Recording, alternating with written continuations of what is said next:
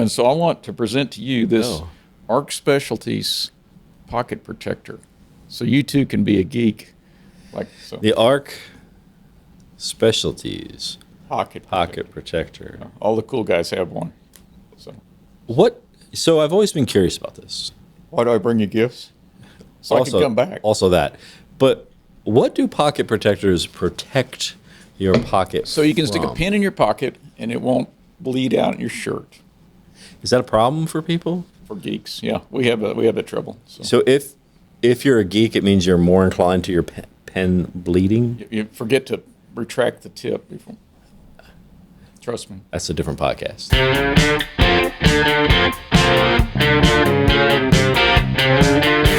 We're back for the second installment of Dan's reading list, which I don't know if you know this, but this is a quarterly feature now. Oh, is it? On Saving the Dream? Yeah, because the first one we did last time was kind of impromptu and became wildly successful. Well, that's good because you asked me for one book, and like if you asked me like who's my favorite podcaster, that'd be you, of course. But Obviously. when you asked me for one book, it's a struggle, and so I was able to cut it down to like 6. But then when I was digging these books out, I found many more. So So it's not going to fit in one episode, is what I'm trying to tell you. well, not unless we're quick. Now these are all from different genres, right? Right. So that's why I narrowed it thing that down. I think is interesting about this, though, is that so you own and run, from what I can tell, a good sized company that you founded and built. You're involved day to day, and you do lots of events and other things, and you travel and whatnot. And somehow you read a lot, like even for somebody who reads, you read a lot of books. I don't Like watch television. They got to do something.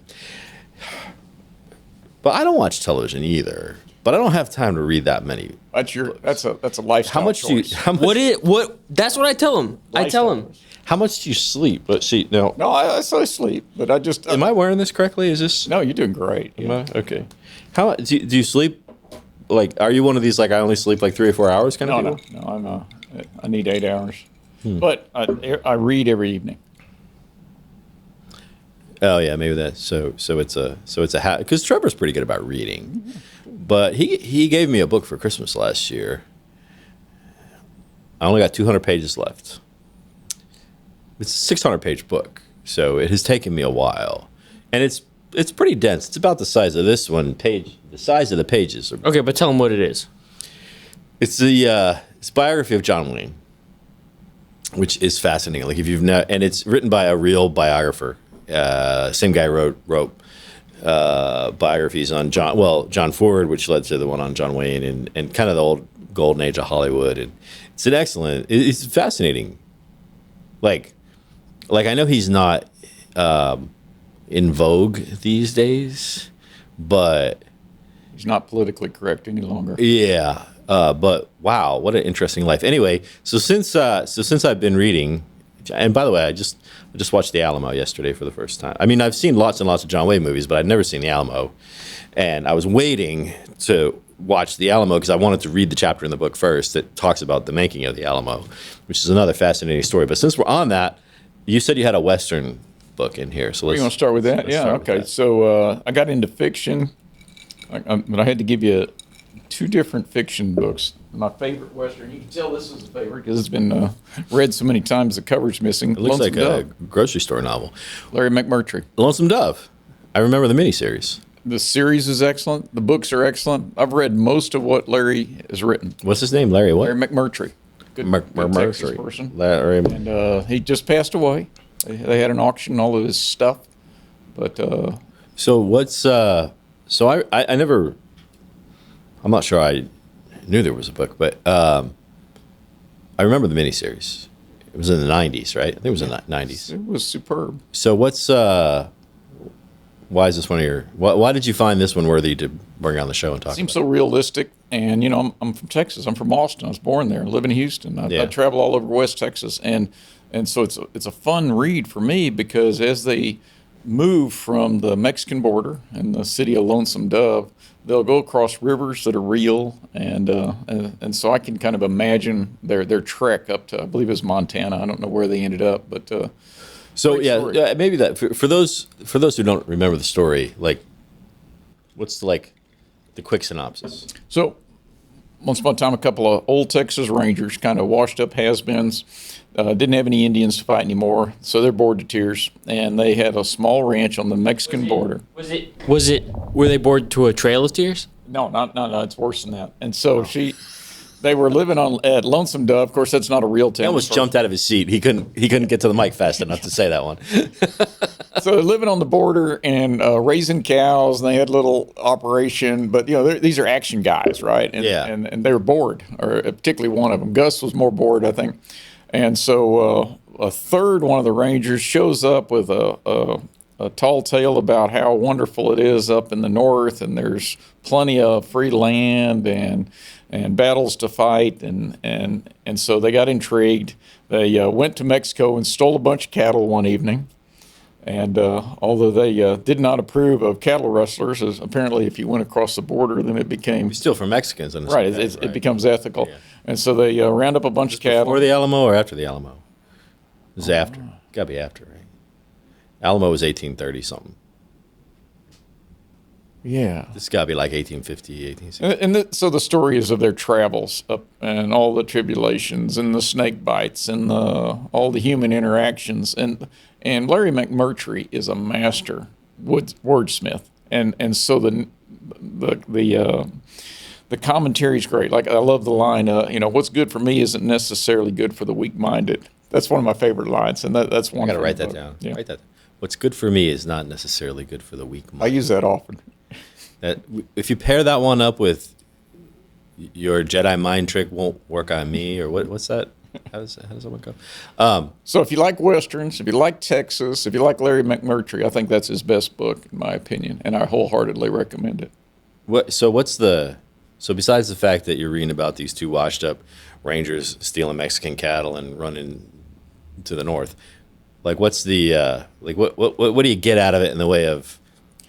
I read What's the about message? human What's interactions. I like human interactions, and so they pick up an interesting cook who refused to ride on animals because he thinks that's barbaric, and so he walked the whole way with them, and then you get the action content because they end up get to fight more Indians just like they did when they were younger men, and Yeah. And there's some question about there's one young man who was the son of a prostitute, and it takes you a while. I'm not going to ruin it. It takes you a while to figure out whose son he is. Yeah. I think I can work out the math on that. Yeah. The reason why I ask is because I've had this kind of later in life fascination with John Wayne and with the old Westerns and those Who doesn't stories. like Westerns? Well, you'd be surprised. Oh. Turns out a lot of people. But Darn it. because I grew up in the I think I'm a little behind you. I think you're I'm on Medicare. I think you're a little ahead. I'm not. And so but growing up in let's see, in the 80s I was from 14 to 20 or whatever it is in the 80s. So that was kind of the coming of age years. And the classic American tough guy alpha, what we now call alpha male, what we probably now call toxic, which Speak for yourself. Don't get me started. But like the John Wayne character was not cool if you were a guy, like a young guy in the 80s. That wasn't in vogue. That wasn't cool anymore. Like, because the 80s were all about, Sensitivity. yes. And he wasn't very word sensitive. right out of my mouth, sensitivity. However, but later in life, I became much more kind of fascinated by that whole thing and the lack of, like, the one thing that you see that we don't have in society today, very much of, is the thing that you see in guys like that, probably in Lonesome Dove, and like every single character that John Wayne ever played was, they always knew exactly what was the right thing to do, and they made up their mind to do it, even if the people around them didn't agree, or even if people thought that they weren't doing the right thing for the right, like, it didn't matter. Like, that was just noise. Like, they always knew the right thing to do, and even if they didn't always do it, but the point is, it was clear. Like, this is clearly the right thing to do, and this is what I'm doing. Like, Like you There's don't a have perfect example in you this don't have that much these days. Yeah, in this book, the young man is ruminates on some of the contradictions in the actions of his heroes, the two older men. For example, he knew that they hung cattle rustlers in Texas, and yet he participated in cattle rustling in Mexico.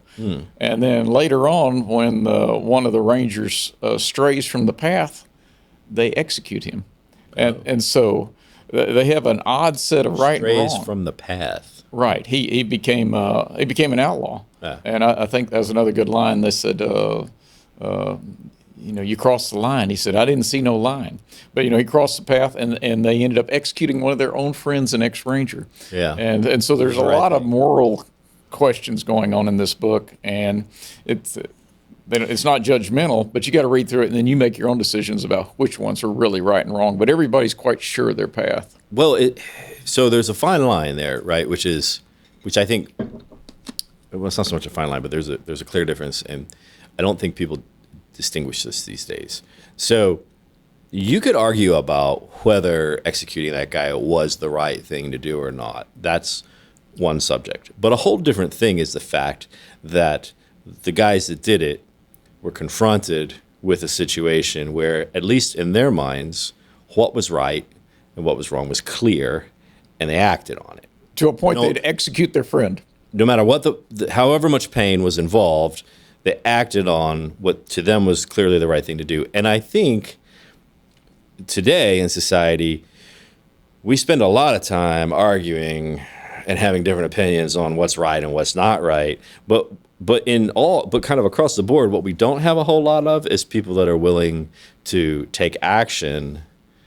And I'm not talking about the big protesting shit in the streets and all that. I just mean in the regular life. Like regular life, people are wishy-washy. People, you don't see people really.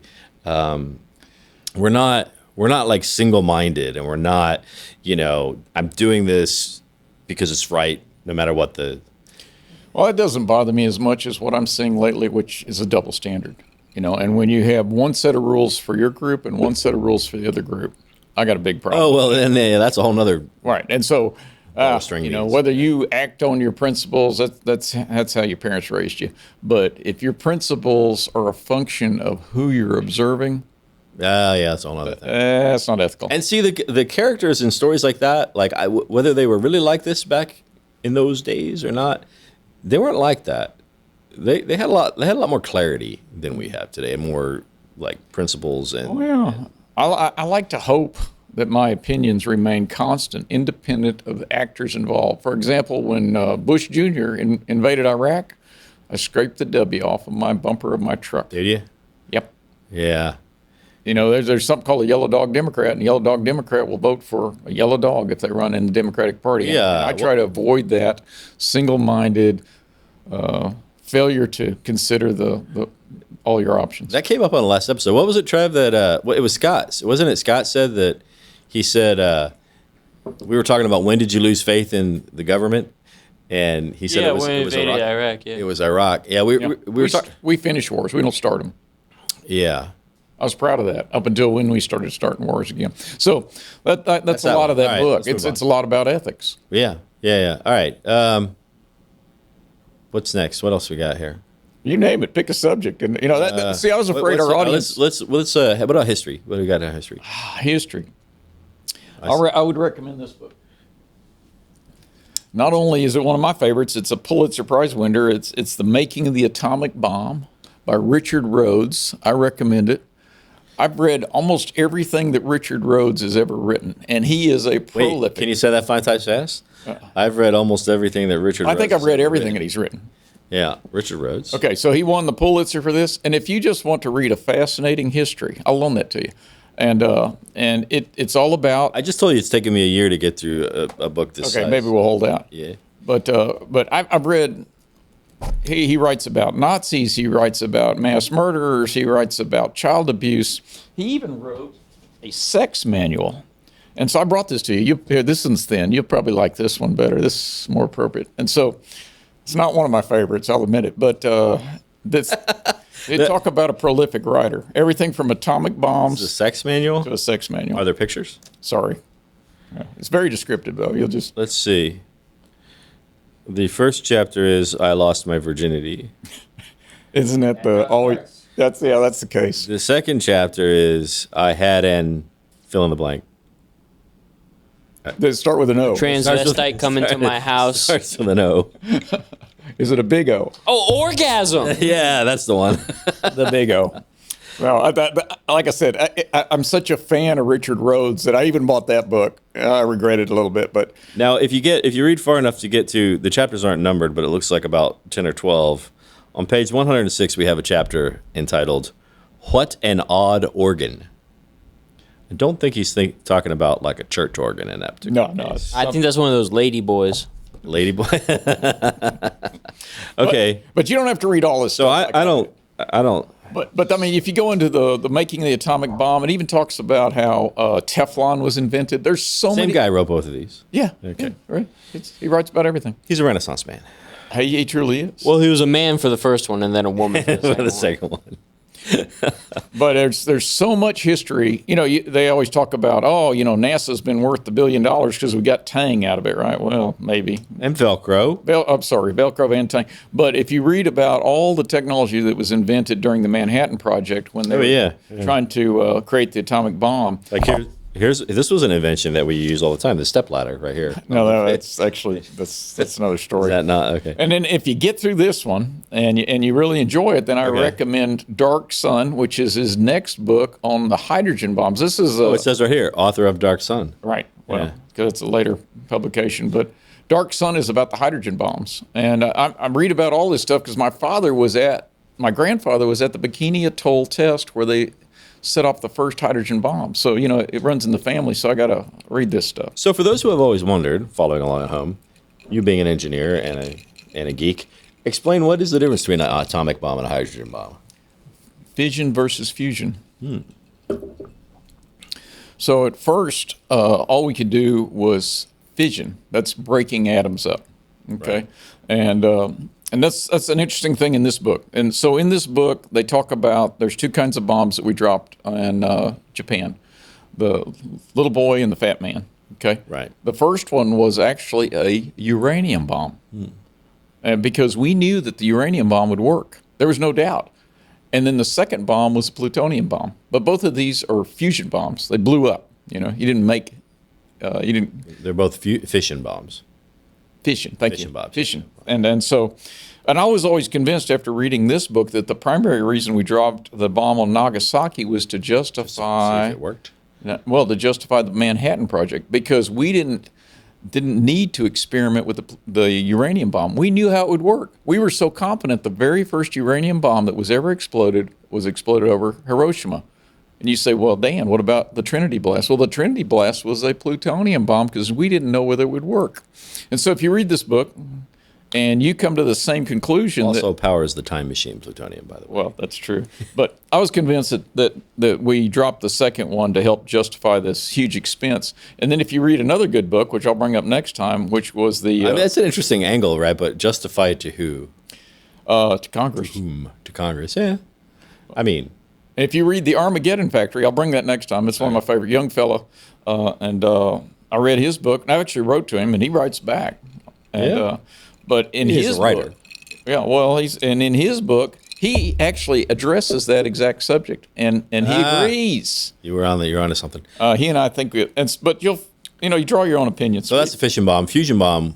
The hydrogen bomb, you're actually using hydrogen, you're fusing it together. That's how the sun works. Yeah. The sun is a fusion. Yeah. It's a greater source of energy. You're in megatons instead of kilotons. Yeah. Well, and this is the thing that if we could harness it, then we could all our power woes, all our energy woes would be over, right? Right. And if frogs had wings, they wouldn't bump their behinds when they. I'm holding out for the Mr. Fusion. Yeah.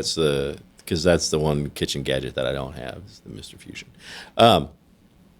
Okay, so what else we got here? How we doing on it? Let's see. You name it. What's that one on the top there? William Tenn. The Seven Sexes. I challenge you to read this book without laughing aloud. And so William Tenn. Should I read it before the sex manual or after the sex manual? That's the point of today. If you're interested in science fiction, you'll go one way. If you're interested in history, you go another way. This is science fiction. This is science fiction. 7 sexes. Yeah, and this is actually Philip Klass. This was his pen name because this was so silly that he didn't want to use his real name. But he was a English prof in Pennsylvania, if I remember the story right. But the 7 sexes of Venus. Okay, how many sexes do we have here? Used to, we only had 2, right? Well, we still only have 2, but we have 473 genders. Genders. Yeah. Okay. Well, in this book, and this is from the 50s or something. This is way back. Yeah. But there's on Venus, they happen to actually have 7 sexes. It's very complex. And so William Tenn actually worked with a geneticist to make sure he had his technology correct. So all these different sexes could interbreed, and it took all 7 before they could reproduce. And it's hilarious. And it's fascinating. So it's planet orgy, basically. You got to have everybody involved. But then there's all these interactions, and then there's human involvement, and the humans screw everything up as they tend to do. Yeah. It's just a short story. It won't hurt. Okay. You should read it. And it's so accurate that I was reading a review later, and the author was pleased when a geneticist commented how accurate it was technically. So sounds like just an excerpt out of like Hitchhiker's Guide. Yeah, it's very similar. Yeah. I came that close to putting some Hitchhiker Guide into this. But so that I have read. I read all 4 books in the trilogy. I don't know that I've done that. And I read them on a trip to years ago. I was on a business trip to Vancouver. You might have heard of that. That's up there in the uninhabitable frozen wasteland. And we didn't take it over for a reason. Actually, Calgary would be the uninhabitable frozen wasteland. Vancouver just rains constantly. And I was there for an entire week. It was kind of like it is here in Houston today. It was like rainy and 40 degrees outside all week long. I didn't get to do anything except like go from the hotel to the conference. And in between, I was reading Hitchhiker's Guide, so I got through all the books. And I was like, man, this weather sucks. And I was there for a full week. And on the last day, driving to the airport, like I'm in the cab going to the airport, the sun comes out. It's beautiful. So don't move there. Is that the moral? So I was a little pissed about that, but it did give me the opportunity to read the entire Hitchhiker's Guide within a few days, which was kind of fun. Yeah, there's a lot of clever stuff in that. Like I said, I came that close. I mean, for a nihilist, he's really funny. So you don't find many funny nihilists. So, all right, what else we got? Well, one more, and I recommend the whole book because it's a bunch of short stories, and then they have one where it's a bunch of short stories. Okay, right, and so there's another one where it's where they accidentally ship a package from the future to the present, and the package would enable you to clone yourself. And it seems like a terrible idea. Oh yeah, it is. Trust me. So, but you get multiples, okay? But now, let's say the last thing I need is another one of me. Yeah. Yeah. I think that's kind of the point of the story. Yeah. And I think you'd be the. You don't have to agree so hardly. Yeah. You're the good examples. But if you want a science fiction novel, this one's from my childhood, Kurt Vonnegut. Oh yeah, Cat's Cradle. Sure. And Cat's Cradle, great story. Vonnegut's an amazing writer. He's absolutely. Even just his little he did some like articles and commentary and stuff like that too, right? That was Well, he was in Dresden during the bombing. We bombed Dresden, if you recall. Heard about that. Yeah. And we firebombed Dresden. He was in a prison camp there, and he wrote Slaughterhouse-Five. And right. Slaughterhouse-Five is based. It's still science fiction. That's your kind of book, Trev. You would like Slaughterhouse. I'll loan it to you, Trevor. I have an autographed copy of Slaughterhouse-Five. Really? But that's not my favorite by who? Vonnegut book. Well, by him. Yeah, it's all yeah. Well, it wouldn't count otherwise, would it? But I love the ending of Cat's Cradle. I can't tell you what it is, but it's all about Ice Nine, and it's about an entire religion. In fact, I may be a member of this religion. This is the Baconist religion, and it's based entirely on lies because that's what makes people the happiest. Fair. I mean, you might be onto something there. Well, I think Kurt is. And then he talks about a karass, and a karass is a group of people that are tied together through God's will to do God's bidding. And so you never really know who's in your class. As far as we know, we might be in the same class. You know, we might be down here working together towards a common good. Sure. And then he talks about a Granfalloon, which is a false class, which is like Hoosiers or Aggies or something, which is not truly a group. So I recommend All it. right. I like the cover. That's a good one. Yeah, Ice 9. Ice 9. All right. We still got time. What else we got here? You want to get serious? Let's get serious. Okay. What's more serious than End of the world? End of the World? Not much. Although I've come to have a different opinion about that lately. I kind of went on a rant about this 2 episodes back with Kayla, where I said, I think we have an unhealthy obsession right now with preserving the future of. We said we're saving the planet, but we're not really saving the planet.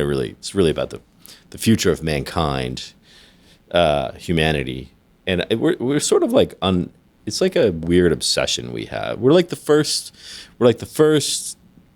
generation or two or whatever, and it's the entire 300,000 years of Homo sapiens that has been like preoccupied with doing things, and no sacrifice is too great to preserve the climate and whatever, and we got to stop eating beef and everything. Like, we're really obsessed with making sure that something doesn't wipe us out, even though we have no control over 1,000 different things that could end humanity, including our own inability to look away from a screen that's 6 inches in front of our face. But we're really obsessed with it, and it's weird because we're the first in the entire hit. So what I was saying is, if this is the end, if the end of the world happens in the next 50 years or 100 years, is that such a bad story? We had a good run. Yeah, lots of great things happened. Well, I think it's self-aggrandizing. It's like if you're paranoid and you assume everybody's listening to you, they're probably not. They're probably not interested. They probably they don't know who you are. And so it's are we all that significant? Maybe not. Yeah, probably not. But so it's self-aggrandizing to assume that we are the root of all evil and we are the person that we got to make sure we in the right period. Future. All right, what's this? I'm going to give you a twofer. Okay. This is a twofer. This is not only it's almost a threefer. If you like airplanes, I like airplanes. I like airplane technology. I like autobiographies, and I like management style. Airplanes, airplane technology, autobiographies, and management style. Right, because this is Clarence. His nickname was Kelly Johnson. He's the guy that invented all the cool airplanes back in the day. SR-71, the U-2. This is the guy. One guy invented the SR-71. He had some people helping him, but if it's just a fascinating autobiography of him driving his car from the East Coast where he went to school to the West Coast, and he had so little money that he had the ability to lean out his car. He modified his engine so he could run it super lean, so his gas would get a little more mileage. He's that kind of an engineer. And then he ran the Skunk Works, and the Skunk Works was Lockheed's secret project stuff. And in the Skunk Works, they did so many cool projects. That's where we get the term the Skunk Works. Yeah. And then if you go in here, he's got what is called his 14 points of management. And so to me, this is my favorite management book. Yeah. No engineer should be more than 100 feet from the shop floor. On and on. There's all these points. So I don't pay any attention to all the timely management philosophies because they just come and go. Blue Ocean. They're called fads. Yeah. And I'm not into fads. I'm into somebody that can actually get it done. And this is the guy. That's the guy, Kelly. And I recommend the book. Clarence, Kelly. All right, so an interesting thing there. You mentioned SR-71. I always thought this was kind of fascinating. Little known fact, I actually spent a couple of years in the United States Air Force back in 1990, 91. And that was when I learned. Honorable discharge? Yes. Good. That was when I learned that the SR-71 Blackbird was flying at supersonic speeds in the 50s. Oh, yeah. Now think about what everybody else was flying around. What regular people were flying on, your typical passenger commercial airliner in the 50s. These guys were so far ahead of their times. They're amazing. But what it makes you wonder, right? So the government had, so the Blackbird. So for those who aren't familiar, it was the first. It was the first, right? High flying reconnaissance plane, supersonic, right? I mean, there were some other smaller. U-2 was the U-2 was a problem because they shot one down. U-2 came later. I thought it was first, but maybe I'm wrong. I think the Blackbird came first. But this one's supposed to go faster, higher, and avoid the problems the U-2 had. But yeah, that's my memory of it. But it leaked like a sieve when it was on the ground. But then once right, it got it's all up there, titanium. Yeah. So Leaked fuel everywhere. So if you think about what regular people like you and me, well, maybe not like you're not really regular, but I think of you on a different level. Attention deficit disorder Irregular. is what the term you're. No, but normal people who don't know much, we in the 1950s we were flying in, let's see, a passenger airliner at that time, props, right? Yeah, top speed probably what 270 miles an hour or something like that. Yeah. Meanwhile, somebody that we don't know about is flying at 8 miles up. 8 miles up at Mach 3. At Mach 3. Unbelievable. So it just kind of makes you wonder, what do we not know about now? It was a need-to-know basis only, sir. Yeah. Like, if they were flying that in the 50s, like, what is it, I mean, not to jump on any particular conspiracies, Trevor, but what kind of technology, and meanwhile, while our U.S. government is fighting, with the social media companies and making new rules about regulating AI and, all of this kind of stuff. But, like, what are they really doing? Because if they were flying that plane in the 50s. For 50 years. That's why I like to read about World War II. I've got some books on that. Maybe we'll squeeze those in next time. Because you got to wait 50 years before most of the information comes out. Of course, yeah. Yeah. Not all. Yeah, alien technology. So, all right, you got one. No, I'm going to skip that one. I'm going to skip that because I wanted to talk about Frederick Forsythe, my other author that I've read everything. Frederick Forsythe. Highly recommended. All fiction. And he's a fantastic guy. And my favorite, if I had to name one, is Dogs of War. And I love him because he's so methodical. So these guys wanted to create a coup in Africa. And it's based upon real world events. And so how do you go about buying the ship? How do you go about getting the mercenaries? How do you go about getting the weapons? How do you go about getting the bullets? And so this guy is so methodical that he goes through this whole process, and they attack a little country in Africa and take it over. And I've read literally everything that Forsythe, and he's an old pilot from World War II. So he has one nonfiction book, which is about his piloting career. But if you're going to read anything in fiction, you really need to pick up a Forsythe book. Day of the Jackal, the Odessa Files. Mm-hmm. There's a lot of stuff. There's a lot of good movies out there that based on his stuff. So another one of my favorites. Did they have a particular motive for? Was there a particular country that they had in mind to instigate the coup, or were they just practicing their abilities to instigate a coup and a coup, and they just picked that particular country? Follow the money. In this case, it was about they had discovered a huge platinum reserve. And so in order to take it over... So they had an objective in that country. Oh, yeah. It's all... Yeah. I said follow the money. But it's... And I've read the history of it, of the book, and it really follows very closely a takeover that they had of an island off the east coast of Africa, and I forgot the name of it. But it's... So it's a great book. But he really does his homework. He does pure fiction, of course, because why would any agency of the United States ever be interested in overthrowing a foreign government in a small country? Never happened. It's never happened before.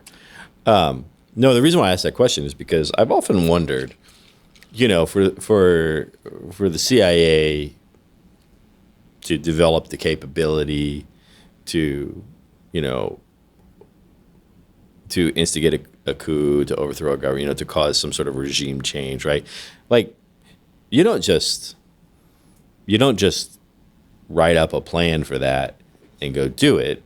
It seems to me like it requires some amount of practice to get the method right. So I often wonder if some of those poor countries that had that done to them, was there a real objective there, or were they just the schmucks that they were practicing on to develop their technique for doing it in other places where they didn't want to fail? You underestimate the number of enemies we have. We don't have to go find one. We got plenty. Yeah, that's true. Yeah. So- But you know what I'm saying? Like you'd have to practice on somebody. Yeah. Like if like for example, How about Grenada? That'd be an easy one. right? Like well, if you were really if you said, look, we can't fail in Grenada. Like we have to make sure we don't fail there. So we need to like refine our Like Bay of playbook. Pigs. Yeah, yeah, like we need to do some things somewhere else where we can afford to fail, so that we get good at it to make sure we don't fail where it really matters. Nah, I think they got plenty of real missions. Yeah, Let's see.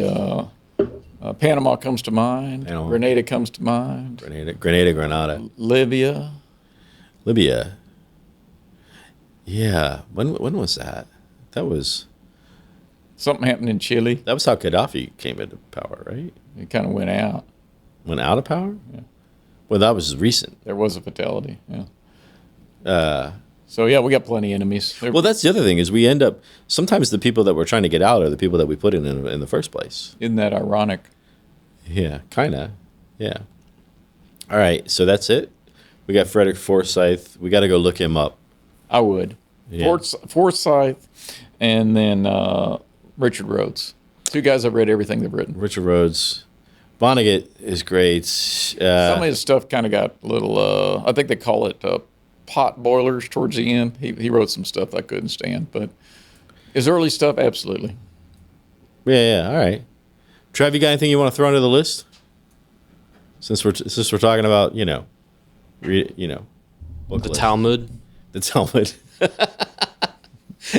I don't have a copy of that. Wait, was this the reading list or burning list? This is the reading list. Oh. Wake up. This is the reading list. Anything you want to toss in? Dostoevsky. Dostoevsky. That's too heavy for me. It's what have you read lately by Dostoevsky? I'm rereading Brothers Karamazov. Karamazov. You're rereading it. Yeah, because I had started it, almost finished it, but decided on a different translation. That's So a heavy. rereading. I mean, that not just heavy like your generation used to say heavy, but it's a thick book. It's a handful. It is. Yeah, It is. big, yeah. It's very good, though. So what about it is making you feel like it's worth going back and reading 900 pages over again? Well, it might be 800. Well, you can read it. I think it's great, and from what I've heard from most of his writings, that you can. It's for a wide audience, so you can take it from the religious perspective, as many do, because Dostoevsky is Russian Orthodox, Right. and but it's not necessarily Christian or religious writing. It's just about Russian characters, which religion happens to be a Big very part integral of it. part Yeah. of that, and just the culture in general. And you can look at it from that perspective and get some religious insights, or you can just read a story about people, as you love to, Dan. Mm-hmm. And it is very good. Brothers Karamazov is very dramatic. It's very silly. Dostoevsky's very good at describing and giving you a visual of what's happening, and it's made me laugh sometimes because of it. It makes me think of movies like My Big Fat Greek Wedding, Oh yeah. or I didn't think of it was that lighthearted. I haven't read it, but I didn't imagine it being. well, I don't know if the parts I'm laughing at are like you supposed to be that lighthearted, but it's very relatable.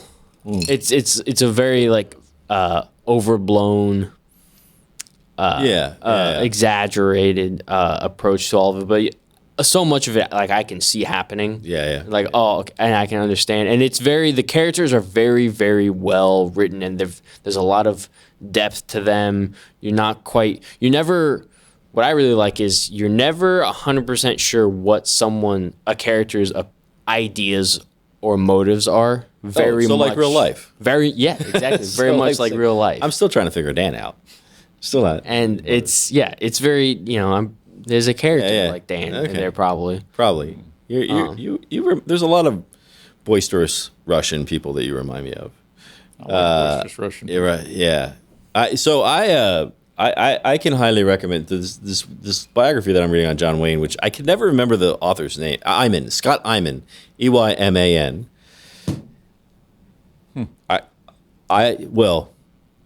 I don't know. It may not be your thing because it's a lot about, but it's interesting because it's not just about his life, but it is. But he writes about everything that was going on, like everything that was going on in Hollywood and the movie business at the time, in the 30s and the 40s and the motion picture alliance, the guy, the Blacklist and the hunting down the commies. And there's like a lot of social and kind of American, what was happening at that time kind of woven into the story. So it's good. It's good. You got that look on it, like on your face, like, okay, we must be done by now. You're more into pop culture. I'm more into tech. Pop culture? Well, Just recommended a sex book. Yeah. There's no more pop culture in the world than John Wayne. Is there? I don't know. There's Madonna. Okay. Who is apparently not looking so good. Madonna's personality is cocaine. There was something I read the other day, something about that the world has turned upside down when Roseanne Barr looks better than Madonna.